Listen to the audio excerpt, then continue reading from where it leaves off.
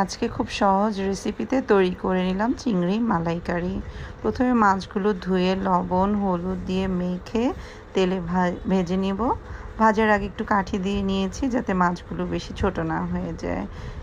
ভালো করে ভেজে নিতে হবে লাল লাল করে। ভাজা হয়ে গেলে তেলে পেঁয়াজ দিয়ে নিব। পেঁয়াজটাকে নরম করে ভেজে নেব, লাল লাল করব না। পেঁয়াজ বাটা, মরিচ বাটা, লবণ, আদা, রসুন, ধনে গুঁড়া, হলুদ গুঁড়ো, কাশ্মীরি মরিচের গুঁড়ো এবং হালকা গরম মশলা, দুধ দিয়ে একটু লেবুর রস দিয়ে দিলাম, চিনি দিয়ে দিলাম, টক দই দিয়ে দিলাম। এরপর ভালো করে কষিয়ে নিতে হবে। কষিয়ে নেওয়ার পর মশলাটার উপরে তেল উঠে আসলে একটু করে নারকেলের দুধ দিয়ে ভালো করে আবারও নেড়ে চেড়ে চিংড়িগুলো দিয়ে দিলাম। চিংড়িগুলো দিয়ে কিছুক্ষণ কষিয়ে নিতে হবে। কষিয়ে নেওয়ার আগে একটুখানি নারকেলের দুধ দিয়ে দিলাম।